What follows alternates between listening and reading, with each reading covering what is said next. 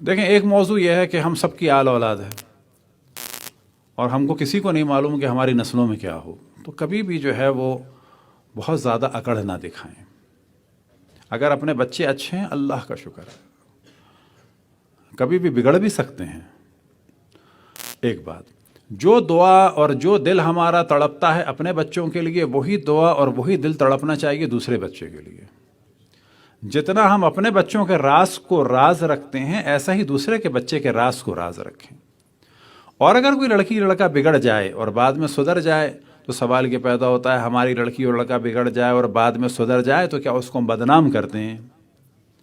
آتا ایک دور لڑکیوں پہ، آتا ایک دور لڑکوں پہ، بگڑ گئے ذرا دیر کے لیے، بعد میں سدھر گئے، کیوں بدنام کرو کسی کو؟ کہ اپنے بچوں کو ہم کرتے ہیں بدنام؟ نہیں کرتے۔ تو یہ ساری چیزیں وہ ہیں کہ جو ہم ان کے ساتھ ہمیں گزارا کرنا ہوگا، رہنا ہوگا، یہ سب چل رہا ہے، یہ سب ہوتا آیا ہے۔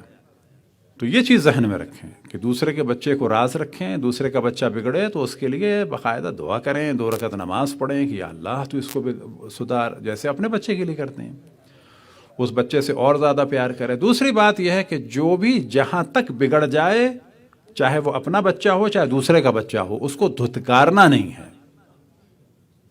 کیوں؟ کہ ایک راہ کھول کے رکھنی ہے کہ کبھی وہ آ جائے۔ ہم ایک دفعہ لیکچر دے رہے تھے پاکستان میں ڈیفنس میں، تو میں نے ایسی بات کی کہ مثلا ایسے میں بہت سارے لوگ تھے، ایسے میں بات کر رہا تھا تو اس میں رقص اور موسیقی کی بات آئی کہ یہ حرام ہے، اس کا پیشہ حرام ہے۔ ایک دم سے میری نگاہ پڑی تو سامنے ادھر بالکل نیچے ایک ایکٹر بیٹھا تھا، تو میں نے فوراً اس کے بعد ادھر نہیں دیکھا اور بات کو میں نے وہ کر لیا، کیونکہ اب اس ایکٹر کو دیکھ دیکھ کے حرام ہے، گانا حرام ہے، ایسا نہیں، گناہ ہے۔ خیر میں نے اس کے بعد اس کو دوبارہ نہیں دیکھا، لیکن مجلس کے بعد جب دوبارہ دیکھا تو پتہ چلا نہیں وہ نہیں تھا، الحمدللہ وہ لگ رہا تھا مجھے، بہت زیادہ شباہت تھی۔ تو یہ ذہن میں رکھنا چاہیے۔ یہ بھی ذہن میں رکھیں کہ اگر ہم اچھا کام کر رہے ہیں تو کوئی گارنٹی نہیں ہے کہ ہم جنت میں جائیں، کبھی بھی بگڑ سکتے ہیں، اور جو بگڑا ہوا ہے وہ کبھی بھی توبہ کر کے آ سکتا ہے۔ ایک عالم کا ہم ذکر کرتے ہیں، اور کیونکہ وقت کم ہے، تہران میں ایک عالم دین تھے، ان کا نام تھا آغا مہدی قوام، شاید فوٹو لگا دیجیے جی۔ یہ جو ہے ایک منفرد تھے بہت ہی۔ اب یہ آغا مہدی قوام جو تھے، ان کے پاس اجاز اجتہاد آیت اللہ العظمیٰ ابو الحسن اصفہانی کا بھی تھا، آیت اللہ العظمیٰ عبد الکریم کشمیری، آیت اللہ العظمیٰ عبد الکریم حائری کا بھی تھا۔ پورے تقریباً 60 سال پہلے دنیا سے رخصت ہوئے ہیں، پورے 60 سال پہلے۔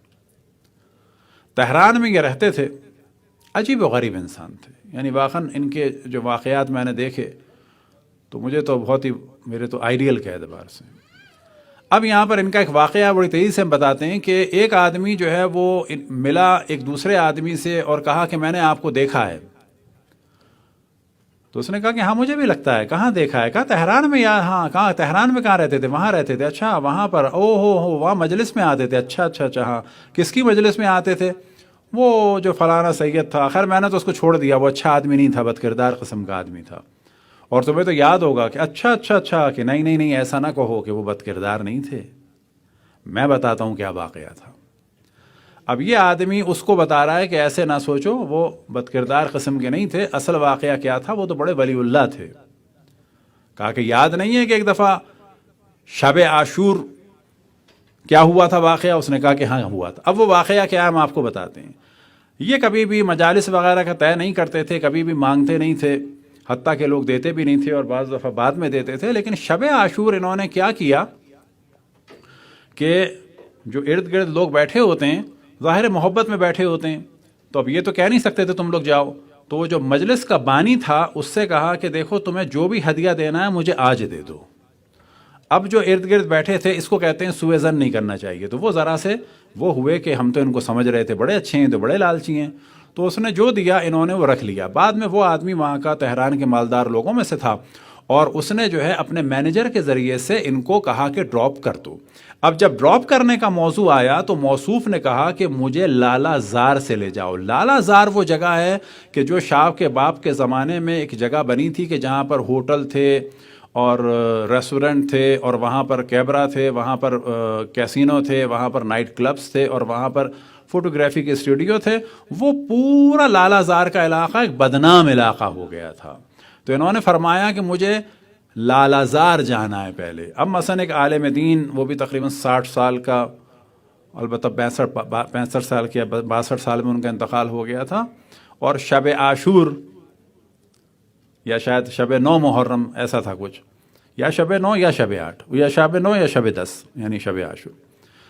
اور وہ مینیجر سے اس کے کہ جو ڈراپ کرنے جا رہا ہے، اور ساتھ میں وہ مرید بھی بیٹھا ہے. یہ وہی مرید ہے جو بعد میں ان کو برا کہہ رہا تھا. تو انہوں نے کہا کہ مجھے لال آزار جانا ہے. لال آزار جانا ہے؟ تو ان دونوں نے، اس نے ڈرائیور نے کہا آغا لال آزار جانا ہے؟ تو انہوں نے کہا ہاں لال آزار جانا ہے. کہاں جانا ہے؟ تو انہوں نے کہا وہاں پر ایک کیبرا ہے، اس کا نام حامان ہے، وہاں جانا ہے. اب تو ان کے پیروں سے زمین نکل گئی کہ ان کو یہ بھی پتا ہے کہ حامان نامی ایک جگہ، یہ شاید ماہان تھا شاید. اب گئے، کہنے لگے کہ وہاں جاؤ، دروازہ کھٹکھٹاؤ اور کہو کہ فلانے نام کی لڑکی نیچے آئے. کہنے لگے لڑکی کا بھی پتا ہے ان کو. اتنے میں لڑکی کو بتایا کہ فلانے آغا ملنے آئے. تو اس میں خیر بڑی شرافت تھی، اور وہ اپنا سرور ڈھک کے آئی نیچے. بعد میں اس لڑکی سے انہوں نے کہا کہ گاڑی میں بیٹھو، اور ان دو کو اتار دیا. اب تو اور شک ہو گیا. اب اس کے بعد کیا ہوا واقعہ یہ ہوا کہ بعد میں اس سے کچھ بات کی، اور بات کرنے کے بعد وہ جو نیک آدمی تھا وہ تو چلا گیا.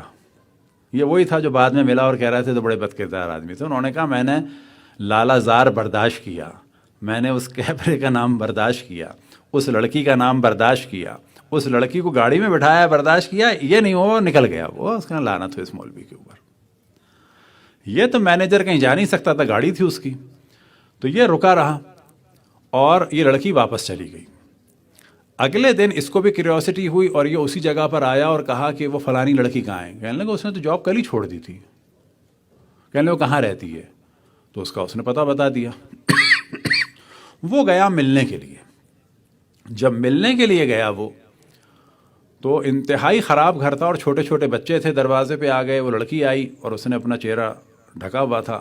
کہا تم وہی ہو؟ کہ ہاں کل ہم رات کو آئے تھے. ہاں. کہنے لگے کیا یہ چکر ہے یہ آغا مہندی قوام، کیا ہے معاملہ؟ کہنے لگی کہ میری کم عمری میں شادی ہو گئی تھی، شوہر میرا مر گیا، بڑا ظالم قسم کا تھا، بچے بھی ہو گئے. اس کے بعد میرے گھر والے غریب تھے، انہوں نے مجھے کسی نے بھی نہیں رکھا. میں کئی دن کی بھوکی تھی، میں نے بڑی اللہ سے دعائیں کی، اور کل میں نے جو ہے اللہ سے کہا تھا کہ تو میری نہیں سن رہا، اب میں جا رہی ہوں گناہ کی راہ میں. تو میں وہاں چلی گئی تھی البتہ کام کرنے، کہ لوگوں کو شراب پلاؤں، یہ کروں وہ کروں. میں باغی ہو گئی تھی اللہ کی. اب جو ہے کس نے بتایا مہندی قوام کو یہ مجھے نہیں معلوم. اور وہ آئے اور آنے کے بعد انہوں نے مجھے جب گاڑی میں بٹھایا ہے تو یہ بات کی ہے کہ دیکھو تم پریشان ہو، میں جانتا ہوں. یہ میرے جیب میں لفافہ ہے امام حسین کی مجلس کا. اس میں کیا ہے کتنا ہے مجھے نہیں معلوم. یہ میں تمہیں دے رہا ہوں، اس کے پیچھے میرا ایڈریس ہے. میری صرف تم سے گزارش اور درخواست یہ ہے کہ یہ رکھ لو، اور جب تک یہ ہے تم گناہ نہ کرنا، اور بعد میں مجھے بتانا، جو ہو سکے گا میں کروں گا.